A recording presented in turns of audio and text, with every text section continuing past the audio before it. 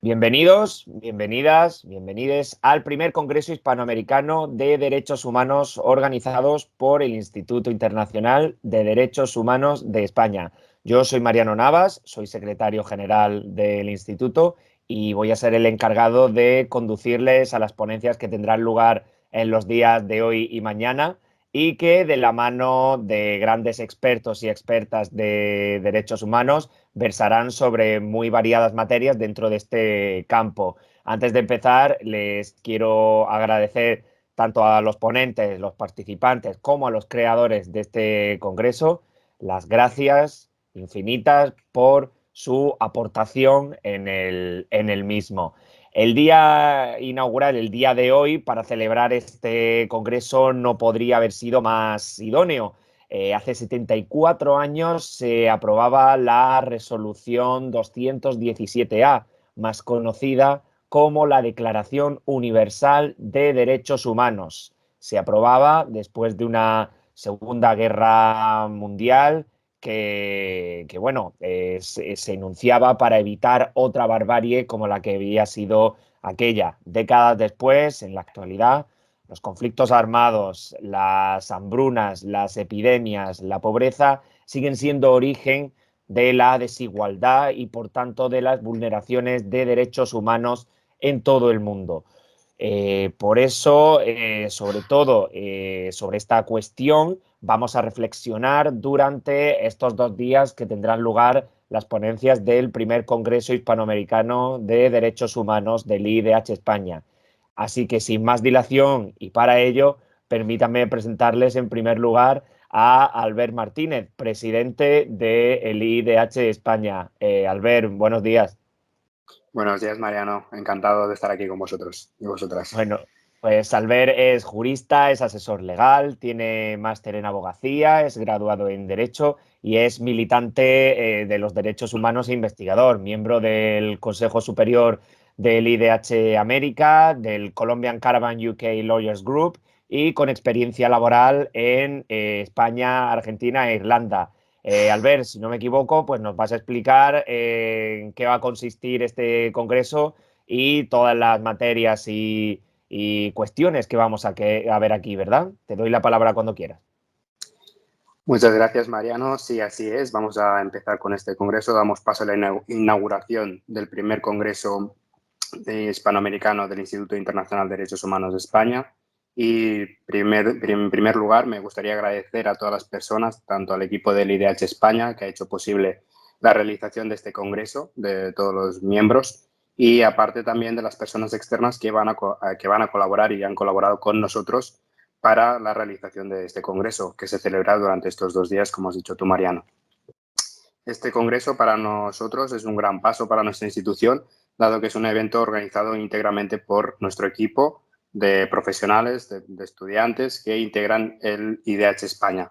Y por eso es como un gran paso para nosotros el hecho de poder darnos a conocer de forma internacional con un grupo de ponentes muy cualificado y de investigadores y científicos que van a participar a lo largo de estos 2 días con nosotros en dicho congreso.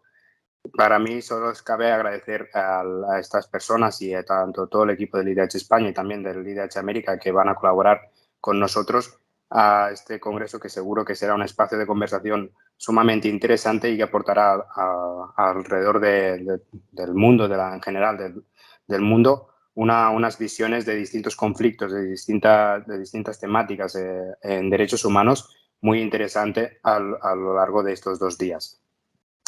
Entonces, para que nuestra institución también tenga un peso, o sea, que tengamos un punto de partida, la institución del IDH América llevamos trabajando desde hace año y medio en lo que viene siendo los derechos humanos en distintos proyectos en que intentamos visibilizar distintas problemáticas, distintos sucesos, distintos conflictos alrededor del mundo que se van sucediendo para dar a conocer desde un punto de vista académico, científico, divulgativo, de difusión a nuestro público, a las personas, tanto a nivel académico como a nivel de la sociedad, que puedan tener un conocimiento y también dar su opinión sobre las distintas problemáticas que nosotros visibilizamos, ¿no?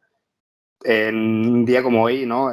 Alrededor del mundo, en un mundo tan tensionado, como has dicho tú, Mariano, tantos conflictos, tantas hambrunas, epidemias, pandemias, conflictos bélicos, ¿no? Y otros problemas como el cambio climático que se dan en este mundo que hoy en día está tan globalizado, creemos que no hay mejor manera que un congreso, ¿no? Como el que vamos a realizar para dar a conocer y dar este espacio de conversación y de reflexión y de debate alrededor del mundo para que la gente pueda intercambiar distintas opiniones y así creemos que también enriquecer a nivel académico, investigativo y científico distintos conflictos, distintas problemáticas que se dan hoy en día en este alrededor del mundo, en esta sociedad, para que haya puntos de vista más, como si dijéramos, más científicos, más trabajados, más académicos y no tan politizados, ¿no? Como hoy en día se dan por los medios de comunicación, por los conflictos que suceden y por las consecuencias que aportan estos conflictos, ¿no? Y que la gente que hoy en día divulga estas noticias, como los medios de comunicación, redes sociales y todas estas líneas de comunicación que tenemos hoy en día tan a mano, ¿no? Tan fácil para acceder, vemos que pues hay distintas partidas, distintas opiniones, pero que están realmente muy politizadas, ¿no? Y con este congreso nosotros intentamos visibilizar desde un punto de vista más científico, educativo, académico, estas problemáticas y que se pueda generar un debate, opiniones y que podamos también, ojalá, encontrar puntos de solución a estos conflictos y a estas problemáticas globales que se dan hoy en día. Entonces, creemos que es muy importante alrededor de estas instituciones como la nuestra, por ejemplo, que se den estos espacios. A partir de aquí también creemos que alrededor de los problemas que se van a generar a futuro también, a raíz de las vulneraciones de los derechos humanos, también creemos que los marcos internacionales se deben amoldar, deben evolucionar los marcos internacionales. Como tú has dicho, Mariano, la Declaración Universal de Derechos Humanos que cumple, debemos evolucionar y se debe tratar de adaptar y amoldar estos tratados internacionales a los nuevos tiempos, ¿no? Tiene que haber que las sociedades exijan a los estados, a las naciones y a las instituciones que se amolde todo y que evolucione tanto los tratados internacionales como las convenciones, como los distintos textos internacionales que engloban y protegen los derechos humanos, como son los que nosotros militamos y divulgamos, ¿no? Entonces pedimos que la sociedad y el pueblo también exija tanto a sus mandatarios como a las instituciones que les den este espacio para poder que estos tratados internacionales se evolucionen a la par que también evolucionan los distintos conflictos de derechos humanos, ¿no? Entonces, este conversatorio que se genera alrededor de este congreso da a conocer por medio de distintas personalidades distintos conflictos que se han generado y situaciones que se generan hoy en día para que la gente tenga un punto de vista algo más objetivo, algo más científico y algo más educativo también, como hemos dicho antes. También agradecer en otro lugar que aquí en este congreso ya aprovecharemos como institución del IDH España para inaugurar también nuestra revista académica encabezada por nuestra compañera María del Ángel Iglesias. Agradecer a ella y a su equipo de científicos y académicos que han realizado este primer tomo de la revista académica, que se ha rodeado un equipo de excelentes académicos y científicos y que han puesto un gran desempeño para que este primer tomo pueda ser inaugurado a día de hoy. También agradeceríamos que para los siguientes tomos las personas que estuvieran interesadas se pueden dirigir a que a posteriori nuestro compañero Mariano, que es el secretario de la institución, podrá darles la información, que nos hagan llegar distintos artículos académicos, científicos, que para futuros tomos puedan ser de interés general a nuestro público y a nuestros lectores, ¿no? Y creemos que es muy importante que este tipo de proyectos como el que ha encabezado María del Ángel Iglesias y su equipo pueda salir adelante también para generar otros tipos de debate, otros tipos de opiniones alrededor de distintas problemáticas que surgen de los derechos humanos, ¿no? Entonces, para mí es un honor, es un placer también agradecer a Daniel Herrendorf, que es el presidente honorífico del Instituto Internacional de Derechos Humanos, capítulo para las Américas, el apoyo y el soporte que nos brindan a lo largo que llevamos realizando este proyecto de LIDH España, y a futuro, que seguro que también seguiremos colaborando con ellos. Y también agradecer a Mati Mariano y a las personas que, como he dicho antes, van a colaborar y colaborarán con nosotros en este Congreso Hispanoamericano del Instituto Internacional de Derechos Humanos de España. Muchas gracias, Mariano. Te paso a ti. Perfecto, pues nada, muchísimas gracias, Albert, por este repaso general a lo que estamos viviendo hoy, a esa necesidad precisamente de abordar los derechos humanos y de ponerlos en valor desde un punto de vista práctico, por supuesto, pero también académico, como estamos haciendo en este primer Congreso Hispanoamericano de derechos humanos. Es muy importante, como digo, poner esto en valor. Así que gracias por tu intervención, por la presentación que has hecho, que un poco ya nos has adelantado todo lo que van a venir en estos 2 días que vamos a estar de congreso, ¿no? Precisamente para hablar de la revista académica de Derechos Humanos que vamos a presentar desde el Instituto Internacional de Derechos Humanos de España, tenemos aquí con nosotros a la directora del mismo, a María del Ángel Iglesias. María del Ángel, bienvenida. Muchas gracias, Mariano, Albert. Un placer. Gracias por estar aquí con nosotros y por explicarnos en qué va a consistir esta revista que ya tiene nombre, que es la REISDEU, es decir, son las iniciales, ¿no?, de Revista Hispanoamericana de Derechos Humanos. Como digo, María del Ángel es su directora y ella es doctora en Derecho por la Universidad de Alicante.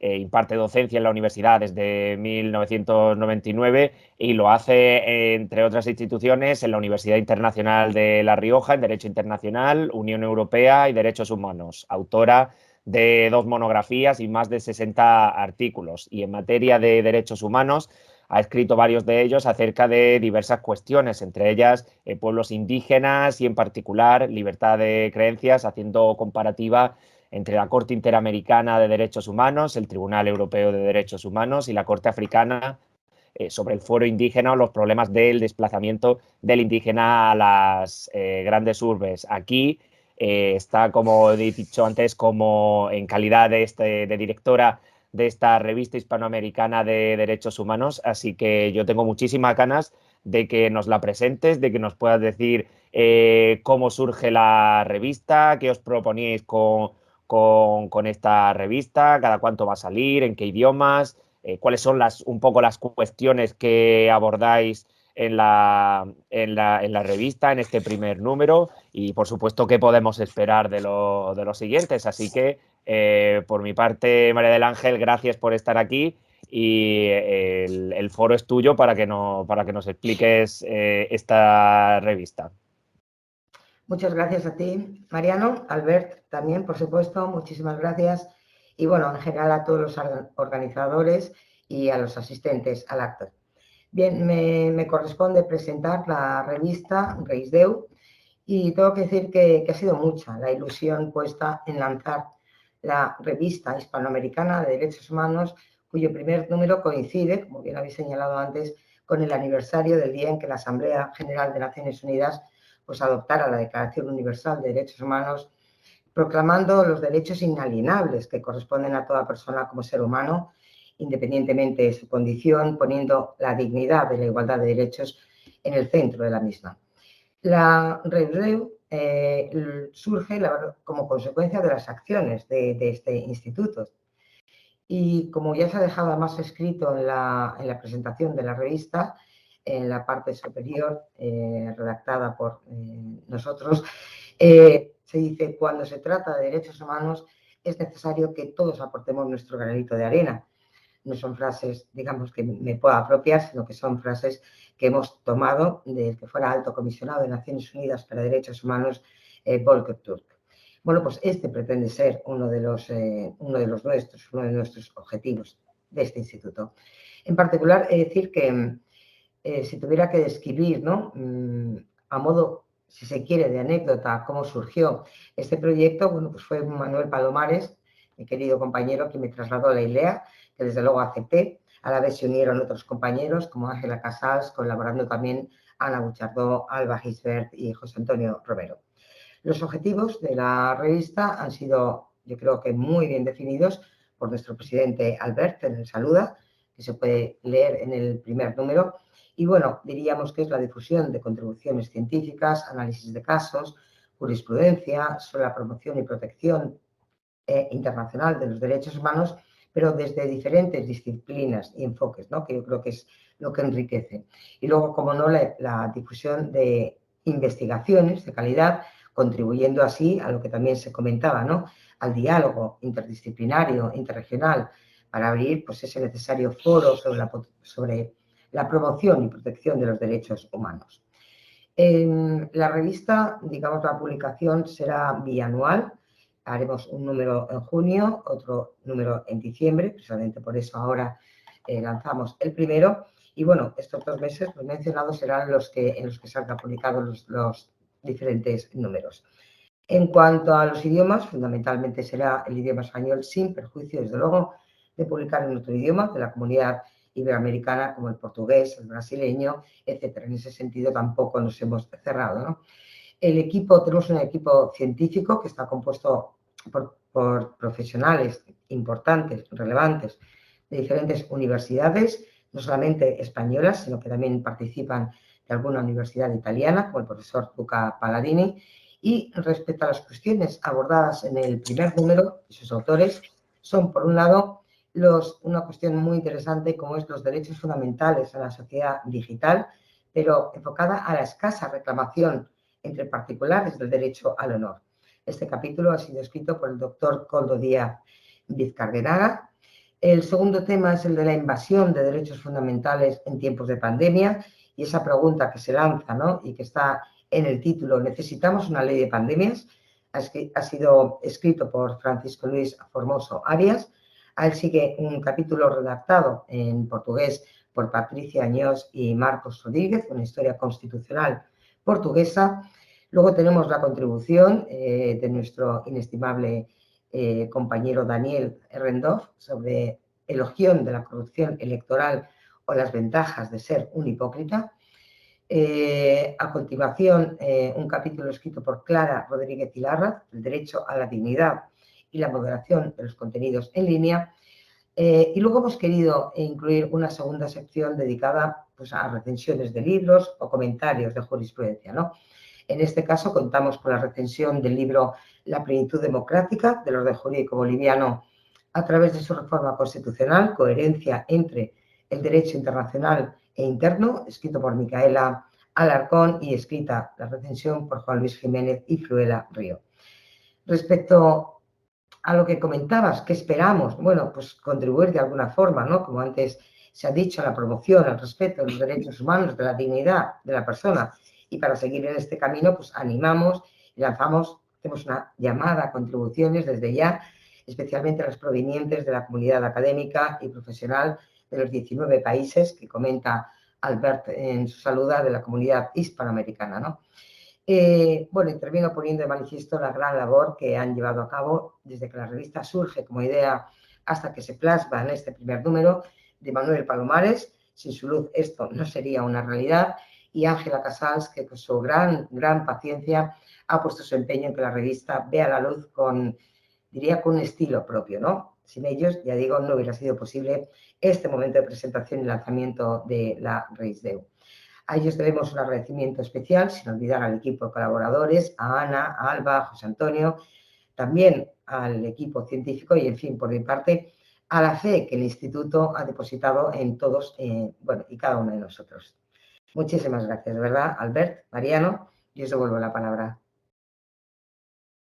Pues muchísimas gracias, María del Ángel, por esta maravillosa síntesis sobre lo que os planteáis con esta revista hispanoamericana de derechos humanos, Reis Deu. Yo únicamente, además, por supuesto, de sumarme a este agradecimiento a Manuel, Ángela y a todos los que formáis parte de esta revista, de la concepción de esta revista, quisiera decir a los participantes en estos congresos y a los que puedan ver estas ponencias, que si quieren más información sobre esta revista, si quieren leer el primer número o colaborar en el futuro, no tienen más que acceder a nuestra página web iidhespana.org, y hay una sección que se llama Reisdeu, donde viene toda la información sobre esta revista académica, y también pueden escribirnos a el correo electrónico de la revista, que es reisdeu@iidhespana.org.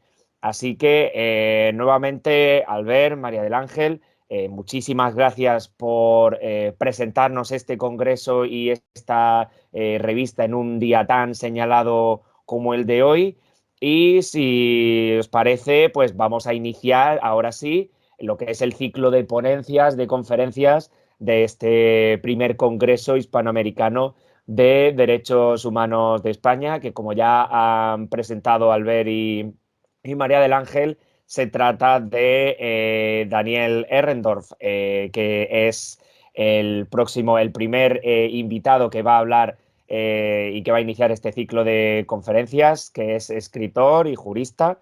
Es autor del Tratado Internacional de Derechos Humanos y del primer Código de Derechos Humanos de la historia del derecho, y en el cual colaboraron célebres juristas. También es autor de obras sobre filosofía general y política, sobre derechos fundamentales y algunas ficciones. Y también es presidente honorífico del Instituto Internacional de Derechos Humanos de Derechos Humanos, capítulo para las Américas. Así que, sin más dilación, yo le doy las gracias a Daniel por estar aquí y le doy la palabra para que pueda inaugurar este Congreso de Derechos Humanos.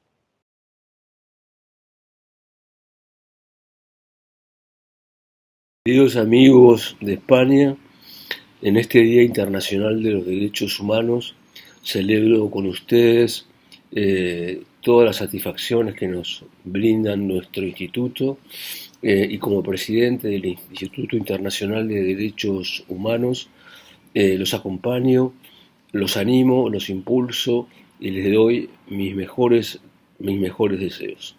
Hasta muy pronto y sigan adelante.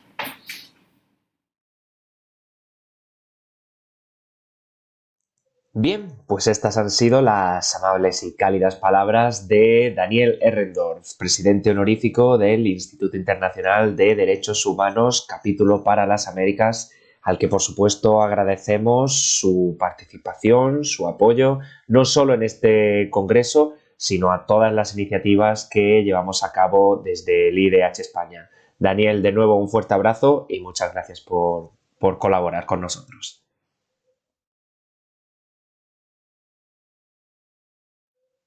Ahora sí, a continuación comenzamos el ciclo de ponencias de este primer Congreso Hispanoamericano de Derechos Humanos, y lo vamos a hacer de la mano de la profesora Isabel Rigo Portocarrero.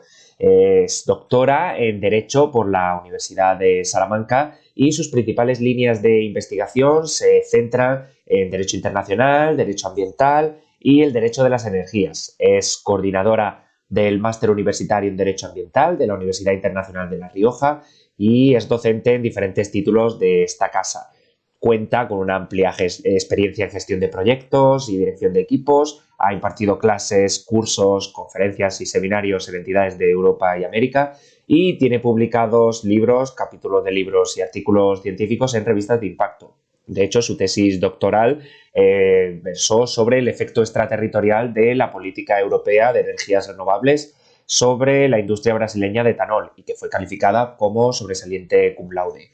En la ponencia de hoy se titula Convenio de Aarhus y Acuerdo de Escazú en clave de derechos humanos, que versan sobre el acceso a la información, participación pública en la toma de decisiones y acceso a la justicia en materia de medio ambiente. En perspectiva comparada, pues la doctora Isabel Rigo va a hacerlo en perspectiva, como decimos, comparada. Pues la aplicación espacial de estos acuerdos y convenios son distintas. El primero, el convenio de Aarhus, se aplica a todos los Estados miembros de la Unión Europea y algunos de Asia, y el segundo se aplica en América Latina y el Caribe.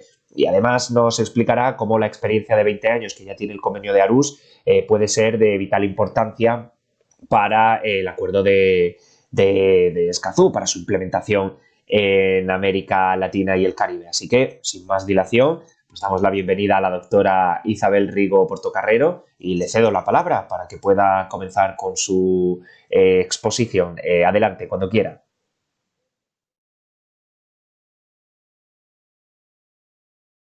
Buenas tardes a todos y a todas. En primer lugar, quisiera dar las gracias a los organizadores del primer Congreso Hispanoamericano de Derechos Humanos que se celebra por el Instituto Internacional de Derechos Humanos de España. Quiero dar las gracias por esta oportunidad de presentar esta charla en la que vamos a abordar el tema del Convenio de Aarhus en comparación con el Acuerdo de Escazú dentro de los derechos humanos, ¿no? Como vamos a ver, el Convenio de Aarhus del año 1998 y el Acuerdo de Escazú del año 2018 tienen el mismo ámbito de aplicación material, que es el acceso a la información, a la participación pública en la toma de decisiones y el acceso a la justicia en materia ambiental, ¿vale? Pero su aplicación espacial es distinta. Es decir, mientras que el Convenio de Aarhus se aplica sobre toda Europa, a los Estados miembros de la Unión Europea, el Acuerdo de Escazú incide sobre los ordenamientos jurídicos de América Latina y el Caribe. Entonces, el punto central de esta charla es comparar estos tratados internacionales a partir de esta experiencia adquirida en los 20 años que separan los dos tratados, ¿no? Porque consideramos que el análisis de la exitosa implementación del Convenio de Aarhus sirve de base para la futura implementación del Convenio de Escazú en los países de América Latina y el Caribe. Entonces, empezaremos por analizar la normativa internacional en el ámbito de acceso a la información ambiental y la participación pública. Dentro de lo que es el derecho ambiental, la rama del derecho ambiental, siempre se recomienda que el análisis empiece por el derecho internacional, porque esta rama del derecho nace del derecho internacional. Es una rama muy reciente, nació en los años 70, ¿vale? Con la Convención de Estocolmo. Y hay algunos hitos en la historia del derecho internacional que van definiendo sus principios y van definiendo toda la normativa internacional que surge de estos principales tratados, ¿no? Como es la Declaración de Río que vamos a ver ahora. Y eso luego se va incorporando a la legislación de todos los países del mundo, ¿no? Al derecho autónomo, al derecho local. Entonces, en primer lugar, hablaremos de uno de los marcos del derecho ambiental internacional, que es la Declaración de Río. Se aprobó en la segunda cumbre de la Tierra de Río de Janeiro en el año 1992. Entonces, hace 20 años, esta declaración ya asumía el compromiso que vemos aquí, en el principio 10, que establece los derechos de acceso a la información, a la participación y a la justicia en materia ambiental, ¿no? Y es a partir de ahí, es decir, a partir de la elaboración de este principio 10 de la Declaración de Río, que surge en el año 1998, 6 años después, el Convenio de Aarhus. Entonces, el Convenio de Aarhus es un tratado ambiental único porque vincula de manera explícita los derechos ambientales con los derechos humanos. Viene a reconocer este derecho a la información, el derecho a opinar, en el caso de que sea necesario, ¿no? Reclamar justicia en todo lo relacionado a las decisiones importantes que afectan al medio ambiente. El convenio fue firmado el 25 de junio de 1998 en la ciudad danesa de Aarhus y entró en vigor en octubre del 2001. Este convenio está organizado en torno a estos tres pilares que vemos aquí en la diapositiva: el derecho a la información, a la participación pública en la toma de decisiones y a la justicia en materia de medio ambiente. Entonces, como sabéis, se tratan en realidad de tres derechos fundamentales, ¿verdad? En casi todas las constituciones del mundo. El tratado fue elaborado en el marco de la Comisión Económica de las Naciones Unidas para Europa. Por eso se justifica que gran parte de sus miembros sean países europeos, ¿no? Pero en realidad las partes en el Convenio de Aarhus reflejan la diversidad de Europa, el Cáucaso, Asia Central, ¿no? Desde las sociedades más ricas y las economías exportadoras más prósperas, ¿no? Hasta las economías en desarrollo y de bajos ingresos, incluso algunas economías sin litoral, ¿no? Pero tenemos que hacer tres matizaciones importantes sobre la participación internacional en este convenio.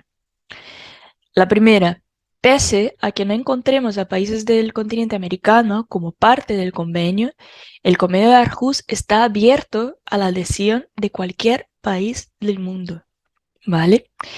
No son parte en este convenio grandes estados que en su día sí participaron en su negociación, y aquí estamos hablando de Estados Unidos, de Canadá, de Rusia. Todos los Estados miembros de la Unión Europea son parte del convenio, porque de hecho la propia Unión Europea como entidad supranacional es parte del convenio. Que la Unión Europea haya ratificado este convenio implica que todos los Estados miembros, ¿no?, estén vinculados también al convenio, ¿vale? Y también es por esta razón, ¿no?, que el convenio se considera una norma europea en términos prácticos, ¿no? Entonces las partes se reúnen cada 3 años para examinar los progresos alcanzados en la aplicación del convenio y para planificar la labor del próximo periodo, ¿no? Nosotros vamos a ver de modo bastante breve los principales objetivos de regulación de este convenio, que son los pilares que hemos comentado: el acceso a la información, la participación pública en la toma de decisiones y el acceso a la justicia en materia ambiental. Empezamos por el derecho a tener acceso a la información. Es el primero y el más fundamental de los tres pilares. ¿Y por qué? Porque es un primer paso esencial para la realización de los otros derechos, ¿no?, de la participación pública y del acceso a la justicia. Sin acceso a la información, los otros dos pilares no se pueden lograr, ¿no? El convenio recoge el derecho de acceso a la información tanto en su vertiente activa, como veis aquí en la diapositiva, como en su vertiente pasiva. La vertiente activa implica la obligación de las administraciones públicas de difundir la información ambiental y, de manera concreta, elaborar informes sobre la situación del medio ambiente en cada estado al menos cada 4 años. Y la vertiente pasiva implica la obligación de entregar a los ciudadanos la información en materia de medio ambiente que soliciten. Y aquí se establece un plazo máximo de 1 mes, ¿vale?, para facilitar esta información a la ciudadanía. En cuanto a este acceso a la información, el artículo 4, apartado 1 del convenio establece como norma general que las informaciones de materia ambiental se tienen que poner a disposición del público lo antes posible. Y es interesante ver, lo que os pongo aquí en azul, el nivel de detalle al que puede llegar el convenio en este apartado, ¿no? Es decir, sin que el público tenga que invocar un interés particular, no hace falta estar vinculado al impacto, ¿no?, ambiental en este caso, y la administración pública tiene que facilitar la información en la forma solicitada. O sea, eso también implica el acceso a la información de personas quizá con algún tipo de necesidad especial, ¿no? La vertiente activa relacionada con la difusión de la información ambiental está regulada por el artículo 5 del convenio, en la forma que vemos aquí, ¿no? Entonces, las administraciones deben difundir lo que vemos, informaciones sobre el medio ambiente que sean útiles para el desempeño de sus funciones. Sabemos que el tema ambiental es transversal, ¿no? A todos los sectores y a todos los intereses, ¿no? Las autoridades públicas deben estar informadas de las actividades que puedan afectar de manera significativa al medio ambiente, ¿vale? Y cualquier amenaza inminente para la salud o el medio ambiente se debe difundir de manera inmediata entre los posibles afectados para que puedan tomar medidas para limitar los daños. Este es uno de los principales puntos, ¿no?, de esta vertiente activa del Convenio de Aarhus. Esta solicitud, la solicitud de información de la vertiente activa y pasiva, ¿no?, solo se puede denegar por algunas razones muy limitadas que vemos aquí abajo del todo en la diapositiva, ¿vale? Pasamos entonces al segundo pilar del convenio, la participación pública. El convenio parte del principio de que si el público puede participar en las decisiones relativas al medio ambiente desde el principio, es probable que el resultado final de un proyecto o de una obra sea más aceptable para la población, más sostenible y menos perjudicial para el medio ambiente, ¿no? Entonces, la participación del público en la toma de decisiones se regula en los artículos 6 a 8 del Convenio de Aarhus y incluye lo que vemos aquí, ¿no?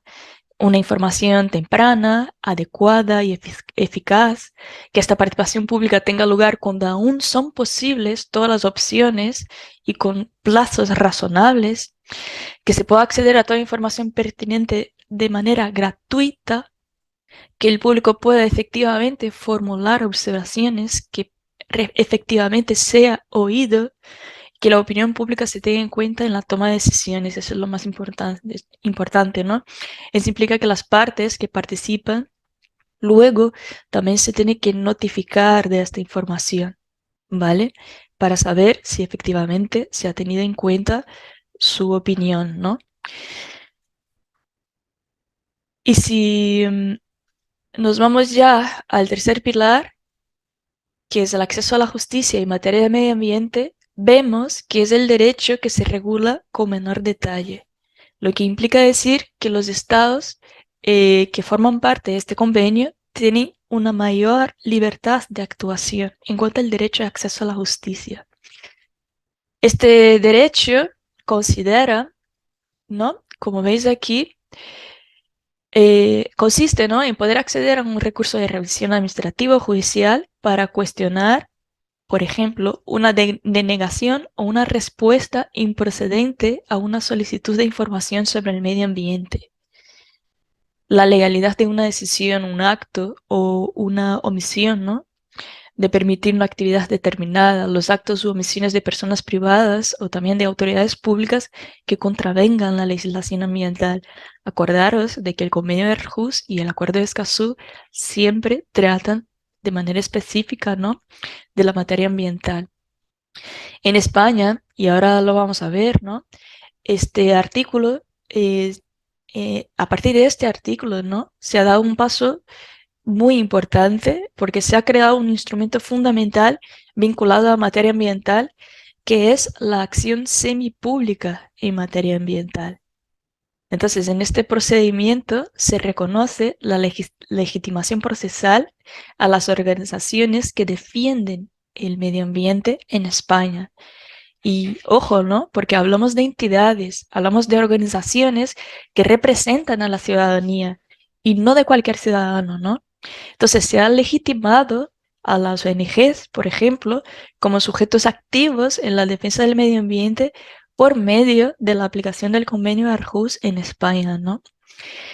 Encontramos a esta acción en la Ley 27 de 2006, que es la que transpone al ordenamiento jurídico español el Convenio de Aarhus, y es en el artículo 23 de la ley, ¿no?, donde se reconoce esta legitimidad para ejercer la acción semipública en materia ambiental a las personas jurídicas sin ánimo de lucro que acrediten el cumplimiento de los requisitos que vemos aquí abajo, ¿no? Básicamente, en sus estatutos deben tener entre sus fines la protección del medio ambiente, ¿no? De manera específica, pero esta entidad se tiene que haber constituido legalmente al menos 2 años antes del ejercicio de la acción, es decir, no se puede constituir de manera específica para proponer una demanda. Deben desarrollar su actividad en el ámbito territorial afectado, eso es muy relevante, ¿vale? Y estas ONGs, ¿no?, cuentan también con el derecho a la asistencia jurídica gratuita. Lo más importante del convenio de Aarhus, y ahora ya finalizando con lo que es el convenio de Aarhus para dar paso al acuerdo de Escazú, ¿vale? Lo más importante es que es efectivo. Y eso se debe a que en el convenio se han incluido diversos procedimientos destinados a garantizar que su aplicación en el plano nacional sea objeto de una constante supervisión. Entonces tenemos que el convenio cuenta, como veis aquí en la diapositiva, ¿no?, con 3 grupos de trabajo dedicados concretamente a mejorar la aplicación de cada uno de los pilares. Las partes se reúnen cada 3 años para planificar el programa de trabajo que da cumplimiento, ¿no?, a lo establecido en el convenio. Y en esta reunión de las partes, los estados que forman parte del convenio tienen la obligación de presentar informes nacionales sobre la implementación del convenio para su examen, ¿no? Entonces, el convenio también cuenta, como veis aquí, con un mecanismo de control de cumplimiento que es bastante novedoso en realidad dentro del derecho internacional, ¿no? Porque permite a los ciudadanos denunciar incumplimientos del tratado. Cuando en el derecho internacional, como sabéis, normalmente solo los estados tienen esta capacidad, ¿no? Entonces, una parte puede denunciar el posible incumplimiento de otra parte a través de los informes que las partes están obligadas a presentar en la reunión de las partes, ¿no? Se puede apreciar también este incumplimiento porque se analiza, ¿no?, por el comité de cumplimiento. Y cualquier miembro del público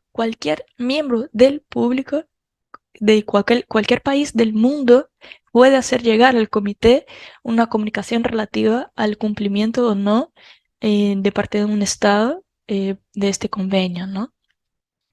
Nosotros vamos a ver ahora que eso ha pasado en España, ¿no? En el caso de acceso a la justicia, se ha cuestionado el cumplimiento del convenio de Aarhus por parte de España en cuanto a este tercer pilar, que es el acceso a la justicia. Vamos a ver cómo se va transponiendo, ¿no? Porque si yo digo que es efectivo, vamos a ver cómo se transpone a la normativa de la Unión Europea y luego a la normativa española. Este convenio se ha traspuesto a la normativa de la Unión Europea por medio de esta primera directiva que veis en la diapositiva, la directiva 2003/4, relativa al acceso del público a la información medioambiental. Entonces es una norma clave, ¿no?, en este contexto. El fundamento jurídico político es la conexión entre el medio ambiente y los derechos fundamentales, ¿no? En el derecho de la Unión Europea, todos los Estados miembros están obligados a transponer a su ordenamiento jurídico las directivas dictadas por las instituciones de la Unión Europea, ¿no? Y eso se hace por medio de leyes. Y la Comisión Europea y el Tribunal de Justicia de la Unión Europea hacen un seguimiento de esta transposición con la imposición incluso de multas que pueden llegar a ser bastante elevadas si no se lleva a cabo esta transposición, ¿no? Entonces, por eso la Unión Europea se considera un ejemplo en la gobernanza, ¿no?, por la protección del medio ambiente, porque efectivamente toda la normativa que dicta la Unión Europea a través de sus directivas, reglamentos, decisiones, ¿no?, al final sí se tiene que implementar dentro de los Estados miembros de la Unión Europea y se tiene que cumplir. Es el caso de España, ¿no? Así que en España, en el año 2006, se aprobó la ley a la que ya hice referencia, ¿no?, en esta presentación, que es la Ley 27/2006, por la que se regulan los derechos de acceso a la información, de participación pública y de acceso a la justicia en materia ambiental. Es la Oficina de Información Ambiental la unidad responsable de gestionar, con carácter especializado y horizontal, la información ambiental, ¿vale? Esta oficina está vinculada al Ministerio con competencias en temas ambientales, ¿no? Que actualmente es el Ministerio para la Transición Ecológica y el Reto Demográfico. En cuanto al seguimiento del cumplimiento del convenio, en la página de este ministerio con competencias en asuntos ambientales, que es el Ministerio para la Transición Ecológica, se puede consultar todos los informes estadísticos sobre la aplicación de esta ley, ¿no? 27 del 2006. Aquí, a la derecha, os pongo un pantallazo, ¿no? De todos estos informes desde el año 2008 hasta el año 2021. Si nos vamos, de hecho, al informe estadístico del año 2021, vemos que el canal prioritario de consulta en materia ambiental fue el teléfono. Es curioso, ¿no? En el año 2021 que el canal prioritario siga siendo el teléfono. Pero también vemos un número importante de consultas recibidas a través de correo electrónico, ¿no? Casi 3.000 en amarillo. En relación con las materias o temas más demandados por escrito, ¿no? Fueron, como veis aquí, los relativos a la energía, ayudas relacionadas con la energía, ¿no? Las consultas relacionadas con costas y aguas.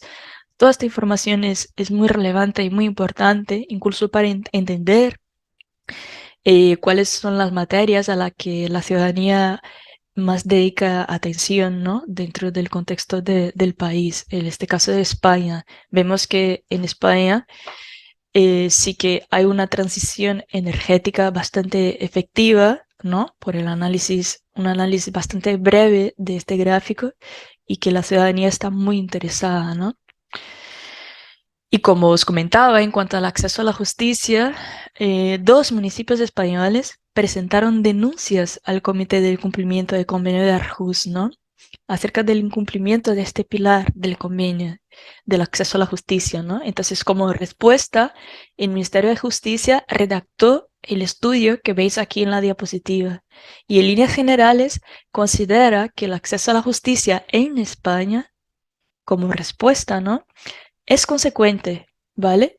Con lo dispuesto en el Convenio de Aarhus. Esta es la conclusión principal a la que llega el Ministerio de Justicia. Pero en este informe, en este estudio sobre el acceso a la justicia, que lo podéis encontrar en internet, el Ministerio también acata todas las recomendaciones de esta decisión del Comité de Incumplimiento, ¿vale? Entonces, finalmente, nos vamos al Acuerdo de Escazú, ¿no? Que es el acuerdo regional sobre el acceso a la información, la participación pública y el acceso a la justicia en asuntos ambientales en América Latina y Caribe. Pero aquí lo vamos a analizar de manera comparada, es decir, voy a resaltar los principales puntos de diferencia entre estos dos instrumentos internacionales, ¿no? Entonces, en la misma línea del Convenio de Aarhus, el Acuerdo de Escazú se originó como resultado del principio 10 de la Declaración de Río, que es del año 1992. Pero mientras que el Convenio de Aarhus se firmó, hemos visto, el año 1998, es decir, pocos años después de la Declaración de Río, ¿no? El Acuerdo de Escazú solamente se firmó en el año 2018, 20 años después del Convenio de Aarhus, ¿no? Y por eso es importante entender el contexto internacional. Si seguimos la senda del derecho ambiental internacional, porque os había dicho que es muy importante, ¿no? Hablar del derecho ambiental internacional cuando hablamos de esta rama del derecho. 20 años después de la Declaración de Río, ocurrió la Conferencia de Desarrollo Sostenible de Naciones Unidas, la Río +20. En esta conferencia, 10 gobiernos de América Latina y el Caribe impulsaron la declaración sobre la aplicación del principio 10 de la Declaración de Río. Estos 10 países son los que veis aquí en la diapositiva, ¿no? Chile, Costa Rica, Jamaica, entre otros, ¿no? Y en esta declaración, los 10 países afirmaron, vemos aquí abajo del todo, la necesidad de alcanzar compromisos para la implementación de los derechos de acceso a la información, participación y justicia ambientales, ¿no? Que ya se habían consagrado en el principio 10 de la Declaración de Río. Y los países manifiestan su voluntad de iniciar un proceso para contar con un convenio regional abierto a todos los países de América Latina y el Caribe, ¿no? Como datos interesantes, es importante saber que se trata del único acuerdo vinculante originado en la Río+20 y que es el primer acuerdo regional ambiental de América Latina y el Caribe. Muy interesante, ¿no? Y el primer acuerdo en el mundo en adoptar disposiciones específicas, y eso lo vamos a ver ahora, sobre la protección de defensores de derechos humanos en asuntos ambientales. ¿Vale? Entonces, este acuerdo fue el primero realizado por la Comisión Económica para América Latina y el Caribe, que es una agencia de la ONU.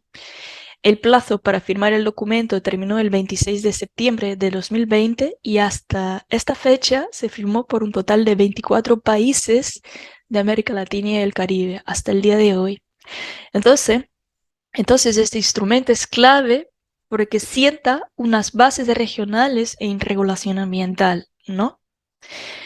Hay una gran diferencia entre los estándares de unos países frente a otros en América Latina y el Caribe. Por ejemplo, en Argentina tiene una ley de acceso a la información específica para el sector ambiental.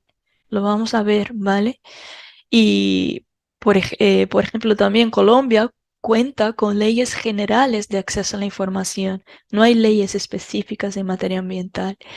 Y también hay otros países del Caribe que no tienen leyes de acceso a la información, ni generales ni específicas, ¿no? Entonces, este acuerdo de Escazú lo que propone es una unificación de estándares, ¿no? A nivel de esta región.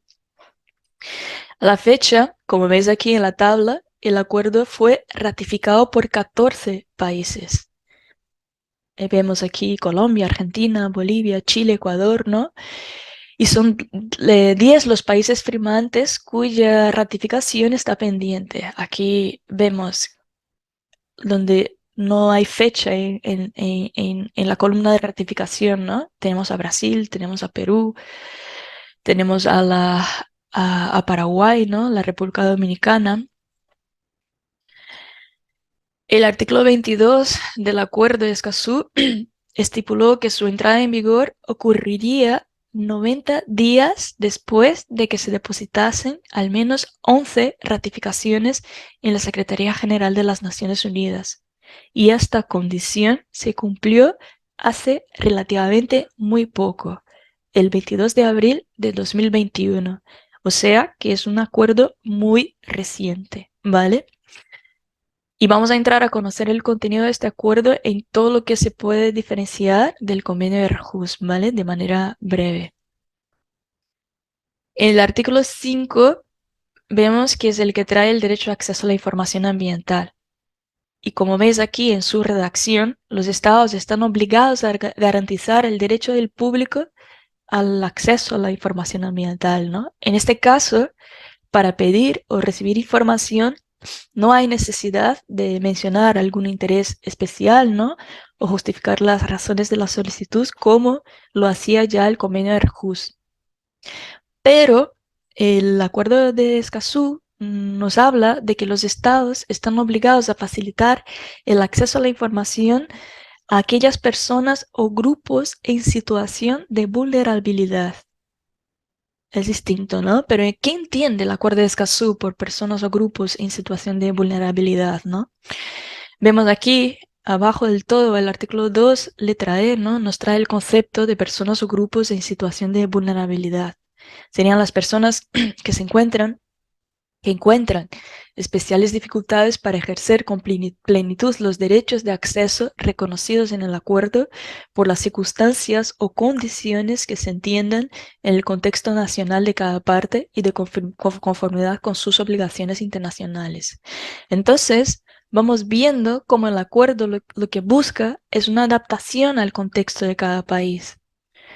Aquí en el apartado 4 del artículo 5 se menciona a los pueblos indígenas, a los grupos étnicos, ¿no? Y es interesante hacer un paréntesis de fondo comparado porque es importante ver cómo el acuerdo que tiene su ámbito de aplicación espacial en América Latina y el Caribe prevé la inclusión de estos colectivos que ya no están presentes, ¿no?, en la Unión Europea. De aquí nos vamos al artículo 7, que establece el derecho a la participación pública en los procesos de toma de decisiones ambientales. El acuerdo obliga a los estados a asegurar el derecho de participación de la ciudadanía de un modo abierto e inclusivo. Entonces, esta participación pública se regula de un modo muy similar a la prevista en el Convenio de Aarhus. Pero el acuerdo también dice que los estados deben establecer condiciones propicias para la participación pública de acuerdo a las características sociales, económicas, culturales, geográficas y de género de los públicos. Entonces, lo que vemos aquí, ¿no? Son los párrafos del artículo 7, ¿no? Los apartados. Nos dice que el Estado tiene que establecer espacios de consulta y promover la valoración del conocimiento local, el diálogo y la interacción de las diferentes visiones y saberes, porque estamos hablando de sociedades con una mezcla, ¿no?, de etnias, de una gran diversidad, ¿no?, de pueblos originarios y de culturas, ¿no? Este también es un aspecto muy propio de la multiculturalidad de los países de América Latina y el Caribe. Perdón. También se habla de identificar y apoyar a personas o grupos en situación de vulnerabilidad para que puedan, ¿no?, efectivamente participar. Se habla de identificar el público directamente afectado por los proyectos y actividades que puedan tener un impacto significativo sobre el medio ambiente y facilitar la participación de estas entidades o sujetos, ¿no?, de estos colectivos. Y ya nos movemos al artículo 8, que trata del acceso a la justicia en asuntos ambientales. Entonces, de acuerdo con este artículo, los estados están obligados a garantizar el derecho de acceder a la justicia en asuntos ambientales en líneas que pueden ser bastante similares a la que hemos visto en el Convenio de Aarhus, pero vamos a ver que aquí sí el acuerdo de Escazú establece más disposiciones, ¿vale? Por ejemplo, en el apartado 3 del artículo 8, el acuerdo de Escazú va más allá para determinar que según sus circunstancias, los estados están obligados a institucionalizar este acceso a la justicia, ¿no?, en el sentido de establecer órganos estatales competentes con acceso a conocimientos especializados en materia ambiental.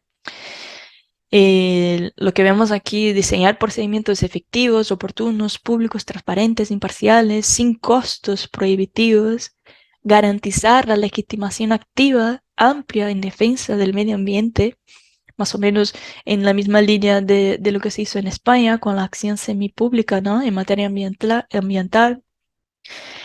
Entonces, lo que vemos es que sí, el acuerdo de Escazú incide más en este tema de acceso a la justicia, ¿no?, por las propias particularidades del ordenamiento jurídico de los países de la región, ¿no?, de América Latina y el Caribe. En el apartado 4, el acuerdo obliga a los estados a reducir o eliminar las barreras al ejercicio del derecho a acceso a la justicia. Esto implica el deber de divulgar el derecho y los procedimientos también, ¿no?, para hacer efectivo este derecho de acceso a la justicia, ¿no? Aquí hablamos de incluso la interpretación y traducción a diferentes idiomas, ¿no?, al oficial de cada país cuando sea necesario por esta multiculturalidad que tenemos en América Latina y el Caribe, ¿no? Y el apartado 5 también determina que el Estado debe diseñar y establecer mecanismos de apoyo, de asistencia técnica y jurídica gratuita para atender a las necesidades de estos colectivos, ¿no?, en situación de vulnerabilidad. Y también de promover mecanismos alternativos de solución de controversias en asuntos ambientales. Aquí hablamos de la mediación, la conciliación, entre otros, ¿no? No todo se tiene que canalizar a través del sistema judicial, que como sabemos, en gran parte de los países de América Latina y el Caribe, es un sistema bastante lento, ¿no? Entonces el acuerdo no propone cambiar el sistema judicial, pero sí propone que esas controversias también se puedan solucionar por medio de mecanismos alternativos. Entonces vemos, es lo que os decía al principio, ¿no? Que en cuanto al acceso a la justicia, el Acuerdo de Escazú establece medidas más amplias que el Convenio de Aarhus, ¿no? Por este contexto propio de evolución normativa en esta materia en la región, ¿no? América Latina y el Caribe. ¿Y qué plantea el acuerdo sobre personas defensoras de los derechos humanos en asuntos ambientales? Como dijimos, el acuerdo trae en su artículo 9 una sección destinada a garantizar los derechos de las personas, grupos y organizaciones que protegen y promuevan los derechos ambientales. Entonces, lo que hace, como veis aquí en el artículo 9, es ordenar a los estados que lo ratifiquen, el Acuerdo de Escazú, ¿no? A garantizar un entorno seguro y propicio para actuar sin amenazas, restricciones o inseguridad, ¿no? Entonces, cada estado, cada país deberá tomar medidas adecuadas y efectivas para reconocer, proteger y promover todos los derechos de estas personas. Y también tomará las medidas adecuadas para prevenir y sancionar cualquier tipo de ataque, amenaza o intimidación a estos defensores humanos en asuntos ambientales, ¿no? Vamos a ver ahora, dentro de nada, que dentro de las conferencias de las partes del Acuerdo de Escazú, ¿no? Este asunto se está debatiendo mucho para hacerlo cada vez más efectivo, ¿no?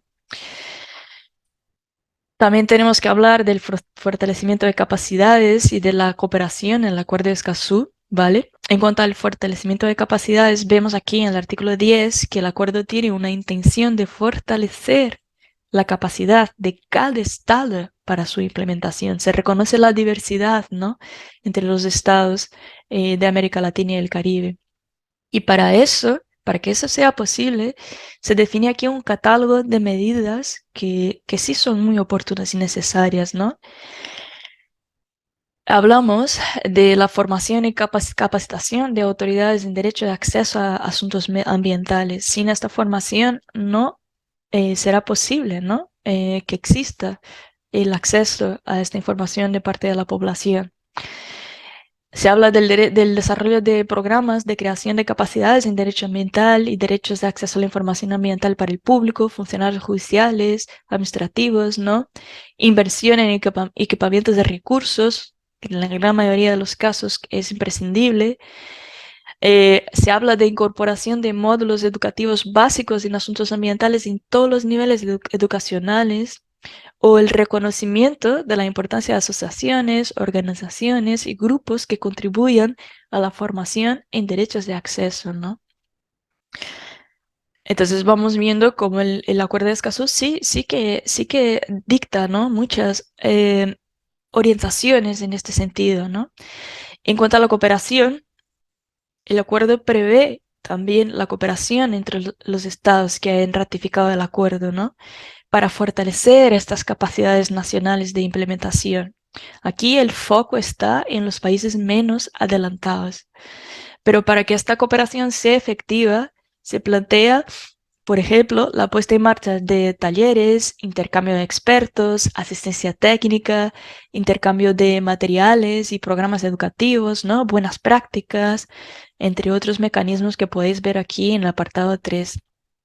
Y el acuerdo también exige alentar alianzas con otros países, incluso con organizaciones intergubernamentales o no gubernamentales, ¿no? Dentro de la academia, por ejemplo, organizaciones de la sociedad civil, ¿no? Y otros actores de relevancia en la implementación del acuerdo, ¿vale? Y como os comentaba antes, ¿no? En el Acuerdo de Escazú también tiene un gran protagonismo, ¿no? La Conferencia de las Partes. Es la que va a examinar y fomentar la aplicación y efectividad del acuerdo por medio, sobre todo, ¿no? De la información acerca de su implementación en cada país. Y también podrá formular recomendaciones, podrá elaborar protocolos para facilitar la implementación del acuerdo, ¿no? Entre otras atribuciones que veis aquí. Entonces, el acuerdo es muy reciente y la primera reunión de la Conferencia de las Partes se celebró en abril de este año 2022 en la ciudad de Santiago. Entonces, vamos a hablar, si os parece bien, para finalizar la charla, un poco acerca de la materia ambiental en América Latina, ¿no? En julio de 2020, la ONG Global Witness documentó que en el año 2019, Colombia fue el país en el que más defensores ambientales fueron asesinados. 212. Hablamos de un país que vive un contexto, ¿no? De recuperación de una guerra civil, ¿no? Que todavía en algunas zonas, en algunos departamentos del país están presentes, ¿no? Las guerrillas.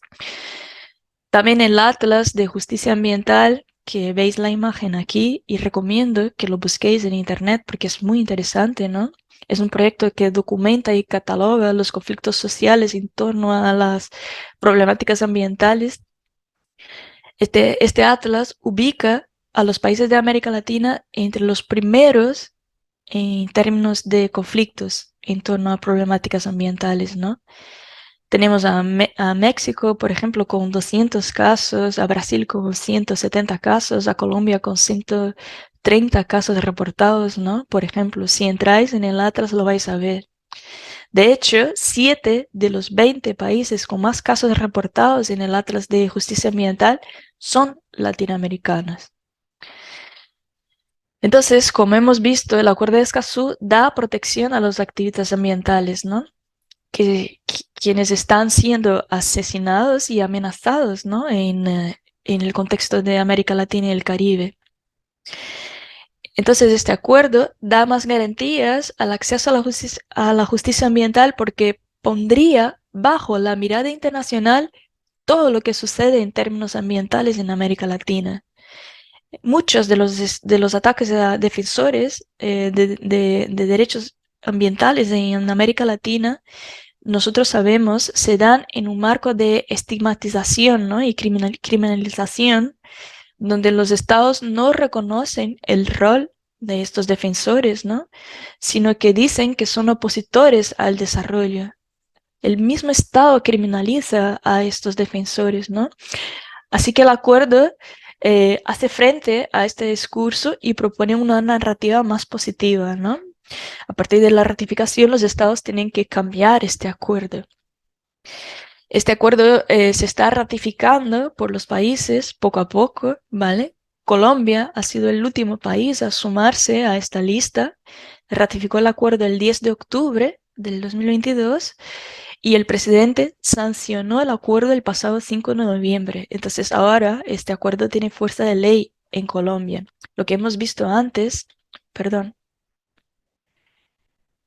lo que hemos visto antes, que en Colombia el año 2019 se habían asesinado a muchos defensores de derechos humanos en materia ambiental.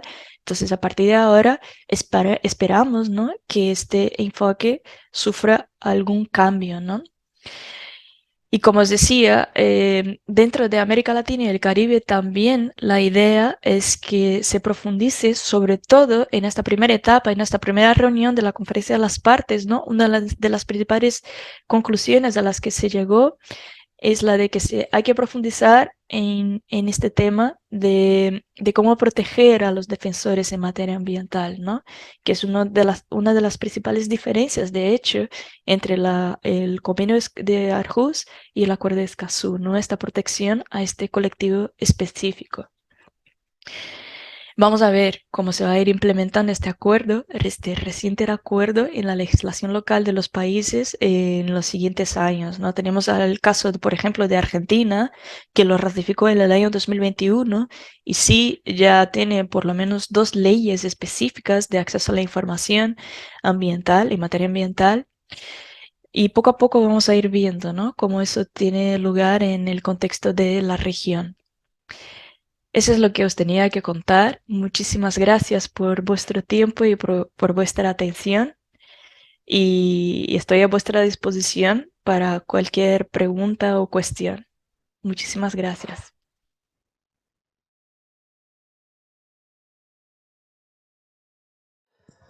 Bien, pues muchas gracias a la doctora Isabel Rigo Portocarrero por su exposición en clave comparada de estos dos acuerdos, el de Aarhus y el de Escazú, que, como ha indicado la doctora, tratan de proteger a los activistas medioambientales y a los defensores de derechos humanos en América y en Europa. Qué duda cabe, como ha indicado la doctora, de la importancia capital de estos activistas para la promoción, protección y defensa de los derechos humanos. Es muy importante que cuenten con un sistema de garantías jurídicas y procesales para que su actividad no se vea menoscabada por injerencias gubernamentales. Así que, de nuevo, yo creo que esto ha quedado bastante claro y damos las gracias a la doctora Isabel Rigo Portocarrero por su ponencia. Y, por supuesto, la invitamos a participar en cualquier evento futuro de nuestro instituto. Gracias de nuevo, doctora.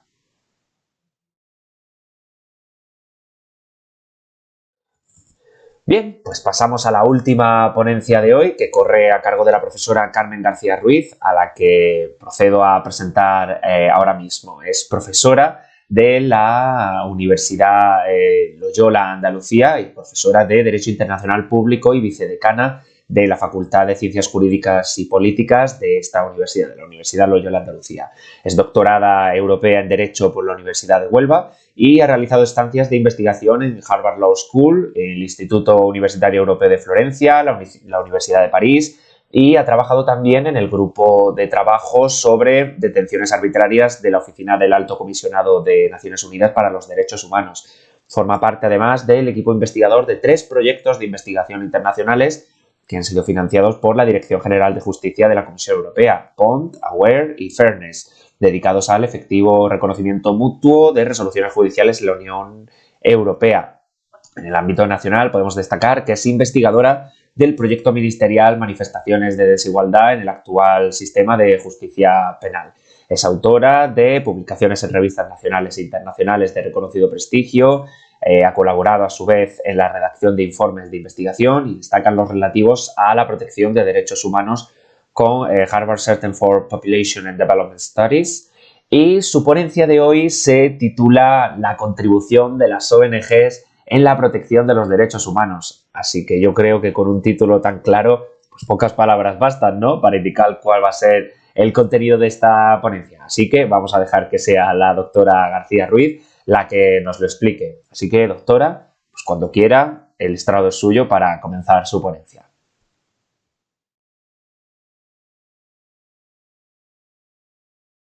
Bien, muchas gracias Mariano por vuestra amable invitación. Para mí es un placer participar en este primer Congreso Hispanoamericano de Derechos Humanos.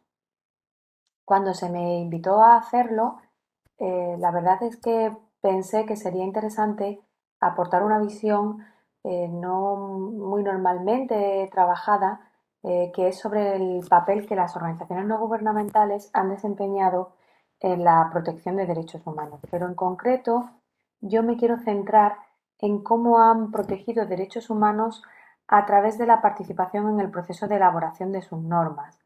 Esto me ha parecido importante, puesto que, como digo, es un ámbito a veces desconocido y aunque yo hoy, a lo largo de mi exposición, no voy a intentar demostrar la capacidad de influencia que estas organizaciones han desempeñado en la elaboración principalmente de una serie de normas seleccionadas, aunque no voy a plasmar cómo una propuesta se refleja en un artículo, no lo voy a hacer hasta ese nivel de detalle, puesto que esa es una investigación más profunda que ya además ha sido publicada. Sí no voy a bajar hasta ahí porque no tendríamos tiempo, pero sí que voy a intentar hablar de cómo ha actuado para conseguir esa capacidad de influencia que se puede constatar en este tipo de comparativas entre las propuestas que hacían las ONGs y los textos finales. He preparado un PowerPoint para apoyar la presentación y podemos comenzar. Lo haremos a pantalla completa. Esto es. Pues bien, efectivamente, la contribución de las ONGs a la protección de derechos humanos. Pero vamos a seguir estas fases, digamos. Primero hablaremos un poco de las primeras ONGs, de cómo actuaron en relación con la Sociedad de Naciones y después vamos a analizar su papel en estas normas en concreto para concluir una serie de premisas en relación con lo investigado, es decir, después de constatar su capacidad de influencia, ¿qué conclusiones podemos extraer? ¿No? Bien, lo cierto es que las primeras organizaciones de individuos que de manera privada y sin ánimo de lucro lucharon por la consecución de unos fines comunes, puede decirse que comenzaron a producirse a principios del siglo XIX, finales del XVIII, principios del XIX. Nosotros nos hemos centrado en dos grandes movimientos, en la lucha por el pacifista y contra la esclavitud. Existió también en aquella época un tercero, más sindicalista, pero en este no nos hemos detenido por cuanto muchas de las reivindicaciones que presentan revierten en sus miembros y no se trataba de eso lo que nos interesaba. Por eso podemos decir que estas organizaciones, estas primeras agrupaciones de individuos que pretenden hacerse oír a nivel internacional, estas primeras atisbos de asociacionismo internacional, durante el siglo XIX empiezan a conectar estos grupos que están en estados diferentes, fundamentalmente Estados Unidos, Reino Unido, Francia, y empiezan además a darse cuenta de su capacidad de influir, ¿no? La creación de la Sociedad de Naciones parece que constituye el momento propicio para que estas asociaciones que ya tenían bastante importancia en sus ámbitos y que habían conseguido de alguna manera cambiar determinadas actuaciones de los estados, parecía por tanto que la Sociedad de Naciones iba a producir el paso de establecer una regulación jurídica. Sin embargo, es en la Sociedad de Naciones donde vemos cómo el derecho se topó con el obstáculo al que hoy se enfrenta, que es el temor de los estados, ¿no? Los recelos a que organizaciones de individuos vinieran a limitar su soberanía casi absoluta. Y no solamente los recelos de los estados, sino de las propias organizaciones no gubernamentales, porque hay muchas que prefieren seguir actuando en los pasillos, porque entienden que o asocian una regulación jurídica con una merma en su capacidad de actuación. Bien, lo cierto es que el fracaso de la Sociedad de Naciones, cristalizado en el desencadenamiento de la Segunda Guerra Mundial, hizo reaccionar a los gobiernos, muy interesados en que la nueva propuesta de organización internacional no cometiera los errores de la anterior y que ésta sí fuera un éxito. Es curioso el caso de Estados Unidos, puesto que los estados valoran la importancia de implicar a la opinión pública en esta nueva tarea, en la creación de esta organización internacional. Sin embargo, Estados Unidos refleja muy bien cómo se produce una especie de efecto boomerang, ¿no? Porque Estados Unidos fue una defensora de que estas organizaciones tuvieran espacio en la elaboración de la Carta de Naciones Unidas, y esto se refleja en el artículo 71 donde se otorga estatus consultivo a las ONGs en el ECOSOC, pero también refleja esta contradicción en la que siempre nos movemos, ¿no? Porque Estados Unidos, que como digo fue defensora de darle una mayor importancia al movimiento de estas organizaciones, después se vio un poco atrapado por su propia estrategia, porque cuando propició que estas organizaciones conectaran con la opinión pública y fueran no solo altavoz, sino también grandes comunicadores a la opinión pública de lo que sucedía, cuando estas organizaciones presionan por incluir disposiciones sobre derechos humanos en la Carta de Naciones Unidas, Estados Unidos ya no se puede negar, ¿no? Porque se vio atrapado en su propia estrategia. No podía decir que no a las ONGs porque sabía que esto podía repercutir negativamente en su imagen ante la opinión pública. Bien.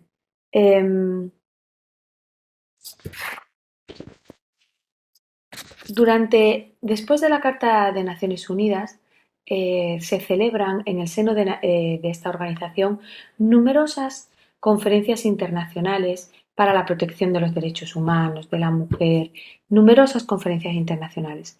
La actuación de las organizaciones no gubernamentales en estas conferencias, más allá de poder calibrar con mucha exactitud hasta qué punto intervinieron en sus textos finales, sí que en sus textos normativos finales, sí que es verdad que su participación en estas conferencias las obligó a desarrollar una serie de estrategias y a enfrentarse a los problemas que surgieran, de forma que todas estas redes creadas, estas soluciones dadas a obstáculos para una mejor colaboración, finalmente sirvieron y se utilizaron en las normas, en la elaboración de las normas que nosotros vamos a analizar a partir de ahora. Por ejemplo, en la Convención contra la tortura y otros tratos o penas inhumanos o degradantes se puede afirmar que la labor de las ONGs fue decisiva. ¿Por qué? Pues porque la campaña iniciada en 1973 por Amnistía Internacional vino a dar a conocer la comisión generalizada de esta práctica y la ignorancia existente sobre el sufrimiento de sus víctimas. Una vez que la opinión pública fue consciente de esta realidad, comenzó a existir entre los Estados una predisposición para el establecimiento de una regulación. También en este momento las ONGs actuaron decisivamente. El carácter especializado de muchas de ellas en la lucha contra la tortura, así como el gran número de organizaciones interesadas en esta cuestión, las llevó a celebrar seminarios y encuentros en los que, además de denunciar la necesidad de regular este aspecto, proponían textos y proyectos a tal fin.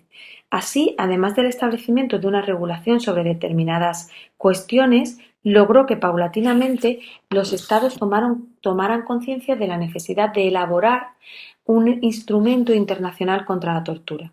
Y aquí las organizaciones estuvieron presentes en el proceso de elaboración, que tomó como punto de partida 3 proyectos, 2 de ellos de ONGs.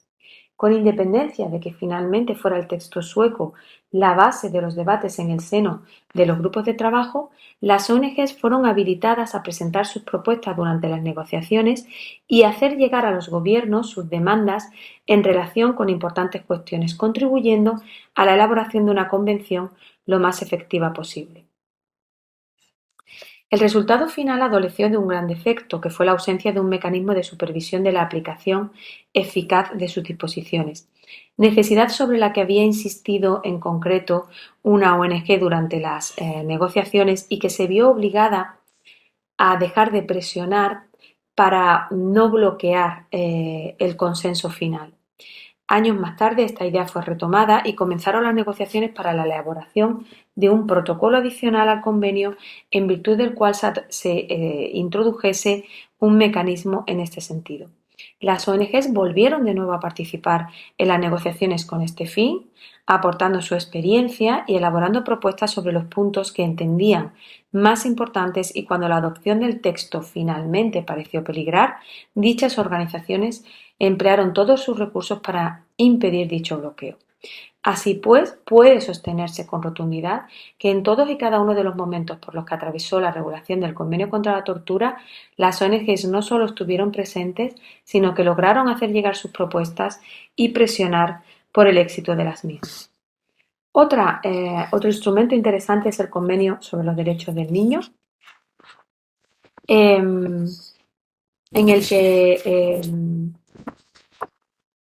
la labor de las ONGs presenta peculiares características, dado que, a pesar de haber sido firmes impulsoras del establecimiento de una regulación específica de la protección de los niños, se mostraron reticentes a la elaboración de un convenio en el momento propuesto por Polonia en 1979, y ello porque no aprobaban los términos en que entendían que dicha elaboración se llevaría a cabo, optando por sacrificar el éxito mediático de su adopción en aras de la consecución de un mecanismo, de un instrumento más eficaz. A pesar de esto, la no adopción de una posición radical en este sentido posibilitó el inicio del proceso, y una vez iniciado, las ONGs participaron en las labores del grupo de trabajo e influyeron de muy distinta forma en el texto finalmente consensuado. Un dato adquiere gran importancia, y es la decisión de coordinar sus acciones mediante la formación de grupos de ONGs. Tras haber comprobado durante los primeros años las consecuencias de la escasa preparación de algunas organizaciones y lo perjudicial que esto resultaba para el objetivo final. El hecho de que el convenio fuese elaborado en el seno de un grupo de trabajo de composición abierta volvió a posibilitar que las ONGs hicieran ver a los Estados el valor técnico de sus propuestas y la importancia de su participación. Aun así, muchas de sus demandas no pudieron ser adoptadas en su integridad, entre ellas la relativa al establecimiento de los 18 años como edad mínima de participación de los niños en los conflictos armados. Una vez más, se hizo necesaria la elaboración de un protocolo adicional para llevar a cabo la regulación de esta cuestión, y de nuevo las ONGs participaron en la labor del grupo de trabajo, presentando sus propuestas y denunciando la participación de los niños en los conflictos. Bien, frente a estas normas auspiciadas por Naciones Unidas, el proceso que condujo a la elaboración de la Convención sobre la Prohibición de Minas Antipersona se define por su carácter innovador. Como consecuencia de esto, las ONG lograron integrarse en él con más facilidad que en los anteriores. ¿Y por qué es así? Pues porque el proceso convencional que se llevó a cabo reveló la ineficacia de las disposiciones establecidas, y a efectos prácticos sirvió fundamentalmente para estrechar lazos entre los Estados interesados en una regulación eficaz y las ONGs. Fruto de esta actuación conjunta, después del fracaso anterior, fue la convocatoria de la Conferencia de Ottawa, que finalmente se celebró en el 96 y que, al margen de Naciones Unidas, buscó la consecución de un resultado final exitoso: la regulación de la prohibición del uso de las minas. Para ello utilizó una técnica que en cierta medida consistía en premiar a los interesados en el establecimiento de dicha prohibición, otorgándoles la condición de participantes pleno a las ONGs, por ejemplo, mientras que a los que tradicionalmente se mostraban reticentes a este respecto les invitaba a participar como observadores.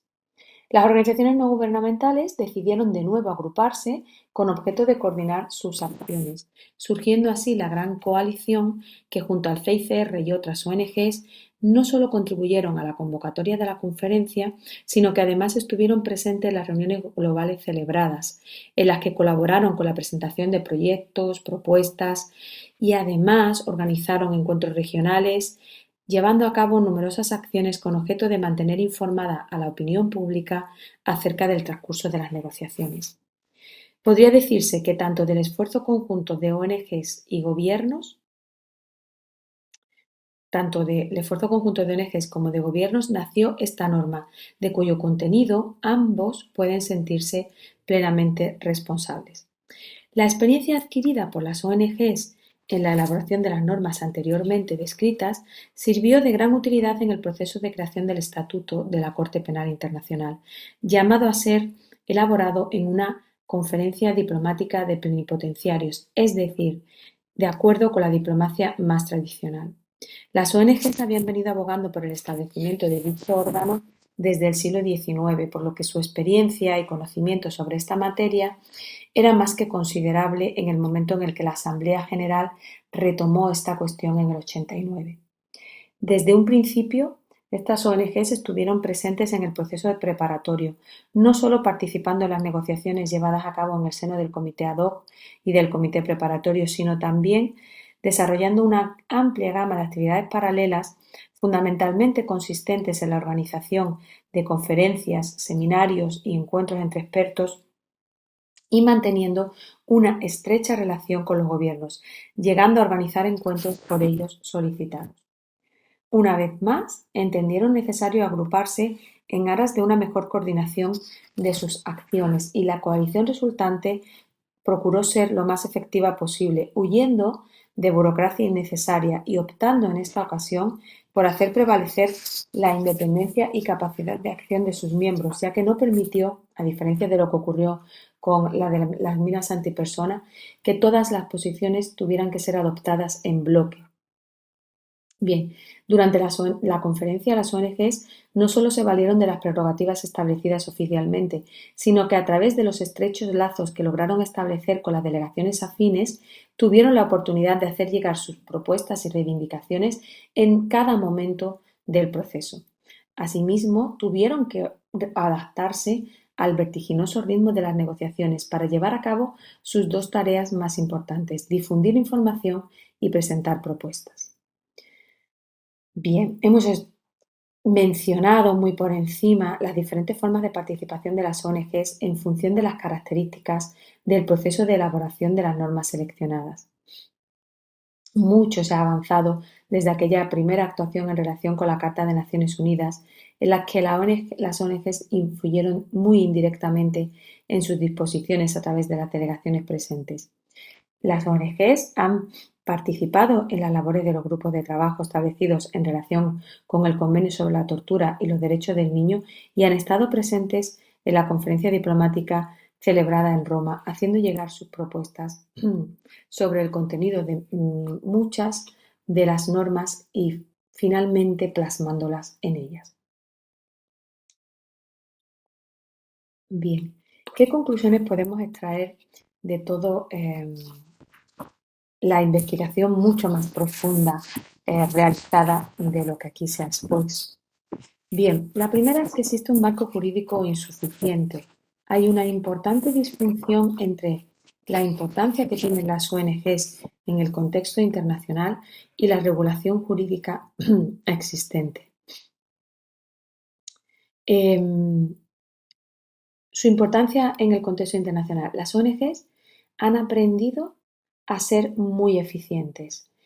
¿Cómo lo han hecho? Pues a lo largo de su participación en numerosas conferencias internacionales, como decía, que después de la Organización de Naciones Unidas, de la creación de Naciones Unidas, que les sirvieron como de entrenamiento para poder ser luego eficaces en las conferencias diplomáticas para la elaboración de las normas sobre derechos humanos, ellas han aprendido a desarrollar una doble labor, una ad intra, que consiste en mejorar las redes entre ellas, el diálogo, en debatir, en poner en común sus proyectos y demandas, no solamente en conocerse mejor, sino también en sentarse juntas para perfeccionar métodos de acción más eficaces. Y luego hay una segunda labor ad extra que consiste en presionar a los gobiernos sobre la conveniencia de sus propuestas para que la incorporen entre sus prioridades y dar esto a conocer a la opinión pública. Esto ha permitido que las ONGs alcancen un gran protagonismo a nivel internacional. No solamente participando en la elaboración de las normas, sino también vigilando su aplicación. Sin embargo, el derecho internacional no ha regulado suficientemente esta capacidad de actuación. Lo hace por un doble temor, por una parte de los estados a que vean limitada su soberanía absoluta y por otra parte de las propias ONGs que asocian ser reguladas con ver mermadas su capacidad de actuación. Bien, las ONG se han convertido, sería esta nuestra segunda conclusión, en colaboradoras necesarias para los estados en el proceso de elaboración de las normas internacionales. Podemos decir, después de la investigación más profunda realizada, que están presentes en todas las etapas del proceso codificador. Al elegir la materia objeto de codificación, denunciando situaciones que requieren ser reguladas. Al preparar y elaborar un proyecto, haciéndose presentes en los diferentes procesos a tal fin. Al adoptar el texto, que está en manos de los estados, pero en cuyas posiciones llegan a influir. Y al buscar el consentimiento final de los estados soberanos en quedar obligados por el texto aprobado. Esto es una realidad y esto presenta un arma de doble filo para los estados, porque por un lado, que ya se puso sobre la mesa con lo que le sucedió a Estados Unidos en la Carta de Naciones Unidas, por un lado les interesa beneficiarse de los conocimientos que estas organizaciones poseen, porque facilitan mucho el proceso de elaboración, además de valerse de su repercusión en la opinión pública para inclinarla a su favor, pero también por otra parte les incomoda la capacidad de presión que estas organizaciones pueden alcanzar.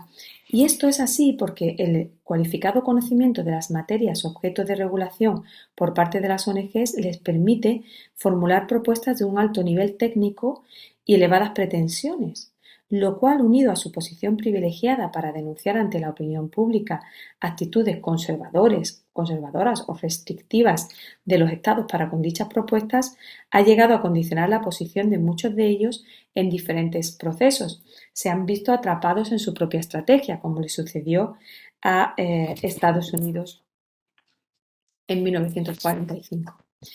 Y por último, la tercera es que, bajo nuestro punto de vista, bajo mi punto de vista, es necesaria el establecimiento de esta regulación jurídica. Y eso para continuar mejorando la capacidad de actuación de las ONGs. ¿Por qué? Pues porque no sería admisible equiparar actuaciones, el hecho de que es una realidad la heterogeneidad de las ONGs, pero esta realidad no puede permitir que esto se convierta en un cajón desastre, porque existen, este éxito de las ONGs ha venido acompañada también por una intención de pervertir el sistema, de pervertir su capacidad de actuación. ¿Cómo? Pues creando las llamadas GONGO, Governmental Oriented Non-Governmental Organizations, es decir, organizaciones manipuladoras, manipuladas, que aprovechan los éxitos conseguidos a través de mucho esfuerzo y tiempo por ONGs que de verdad sí quieren proteger los derechos humanos para, como digo, derribar lo conseguido y pervertir los cauces de actuación de las ONGs. Por esto, por este motivo, entendemos que de ningún modo pueden recibir el mismo tratamiento organizaciones manipuladoras y manipuladas que organizaciones con un alto nivel de especialización que pueden de verdad contribuir a una mejor protección de los derechos humanos. Y es por este motivo por los que entiendo que es necesario que se regule la actuación de las organizaciones no gubernamentales en un marco flexible, que no les merme la capacidad de actuación, pero que consiga, eso sí, discriminar, establecer ciertos filtros para que no sean equiparables organizaciones en un sentido muy negativo y perjudicial para la protección de los derechos humanos frente a las que de verdad con el tiempo han demostrado que son necesarias para el establecimiento de una regulación. Bien, termino aquí mi exposición dando de nuevo las gracias por esa invitación a participar y quedando a vuestra disposición para lo que se necesite. Muchas gracias.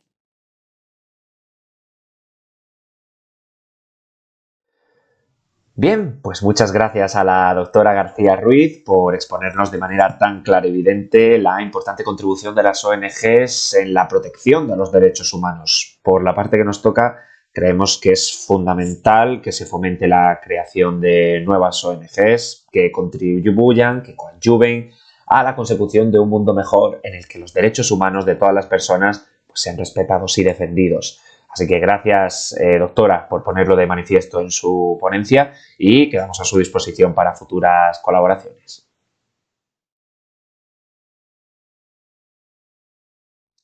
Bien, pues con esta ponencia finalizamos la primera jornada del Congreso Hispanoamericano de Derechos Humanos organizado por el Instituto Internacional de Derechos Humanos de España. En esta jornada hemos podido celebrar el aniversario de la Declaración Universal de Derechos Humanos con ponencias e intervenciones que han puesto de manifiesto, consideramos, la importancia de reivindicar la defensa de los derechos humanos en cualquier espacio de la sociedad y en cualquier lugar del mundo.